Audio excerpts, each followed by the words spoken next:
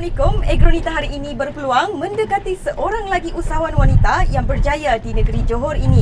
Mengusahakan tanaman ubi dan juga peternakan kupang menjadikan dia usahawan yang berjaya memperolehi pendapatan yang lumayan.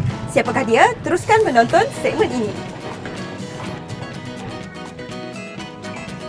Sebelum menemui usahawan yang dimaksudkan, kru Apa Kata Wanita ke Pertubuhan Peladang Kawasan Johor Bahru Timur terlebih dahulu untuk bertemu dengan pengurus besar PPK di sini iaitu Encik Abdul Halim Yusof yang akan membawa kami ke lokasi ternakan kupang. Ternyata kehadiran kami sudah dinanti Puan Syahrina Fong Abdullah dan juga suami dengan tersedia beberapa buah bot untuk membawa kami ke perairan Kampung Sungai Senibong, Permasjaya, Johor Bahru bagi melihat sendiri ternakan kupang di sini.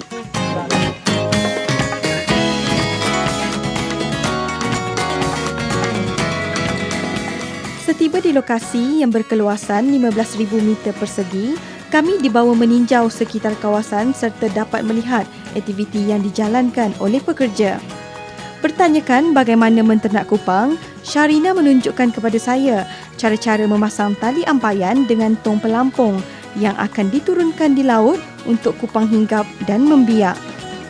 Kami dibawa menaiki bot untuk melihat ternakan kupang.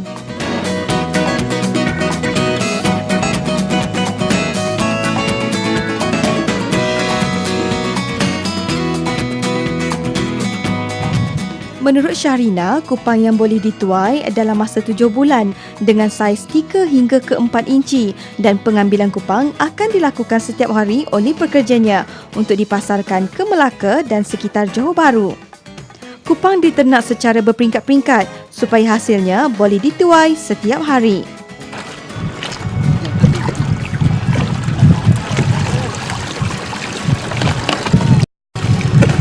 Okey, ini usia dalam berapa bulan? 5 bulan dan 6 bulan. Oh, 5 ke 6 bulan.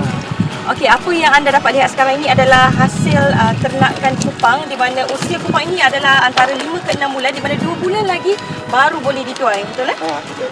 Okey, dan satu tali ni boleh dianggarkan dalam berat 40 ke 50 kilogram dalam satu tali.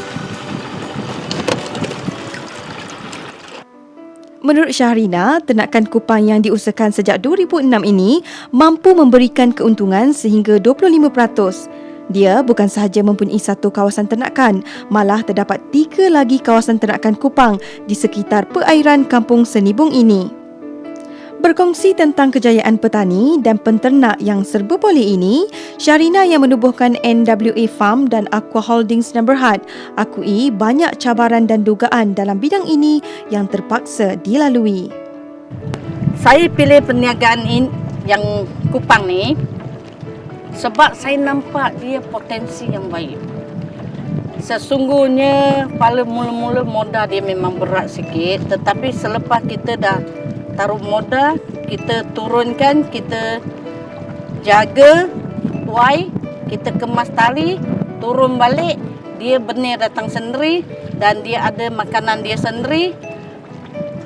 Maka saya rasa ini satu usaha yang baik, yang berkat, yang saya pilihlah. Anak kelahiran Kluang Johor ini adalah usahawan serba boleh. Dia bukan sahaja hebat dalam ternakan kupang di laut, malah di darat dia juga sememangnya insan yang berbudi kepada tanah.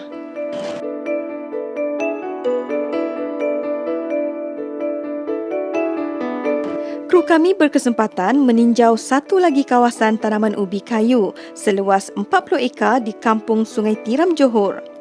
Menurut Syahrina, ubi kayu putih ini juga ditanam berperingkat-peringkat supaya hasil tanaman akan sentiasa ada dan mencukupi untuk dipasarkan. Setelah 9 bulan pokok ubi ini ditanam, jadi inilah masa yang paling sesuai untuk dituai dan selepas diasingkan isi ubi dan juga batang pokok ini, hasil daripada ubi ini akan dipasarkan di beberapa kedai, pasar raya dan juga pasar borong di sekitar Johor Bahru. Pinjam barang boleh? Syahrina bukan sahaja mengusahakan tanaman ubi kayu putih, malah dia juga turut mengusahakan tanaman ubi merah di Kampung Sri Perdana, Tiram, Johor seluas 6 ekar. Saya akan rujuk pada jabatan yang berkenaan seperti PPK atau APP, Laut, pejabat perikanan dan pejabat pertanian. Saya akan rujuk kepada mereka dan kadang-kadang tak cukup duit juga. Jadi saya pun cuba mohon gelan yang kerajaan yang bagi ke, tapi selama ni PPK dengan APP memang banyak tolong saya. Jadi macam mesin yang saya pakai sekarang pun dia orang yang bantu saya. Berbeza dengan tenakan kupang yang dituai setiap hari, ubi kayu ini pula akan dituai 5 hari sekali dengan hasil tuaian sebanyak 1 tan. Walau bagaimanapun, tanaman ubi kayu ini perlu berdepan dengan risiko serangan musuh tanaman seperti binatang liar dan juga kecurian. Berkongsi tentang kejayaannya, Syahrina bukan sahaja bijak dalam menguruskan perniagaan ternakan dan pertanian, malah dia juga mempunyai beberapa lagi jenis perniagaan, antaranya sewaan asrama, sewaan pengangkutan, tanaman kelapa sawit, ternakan kambing dan lembu.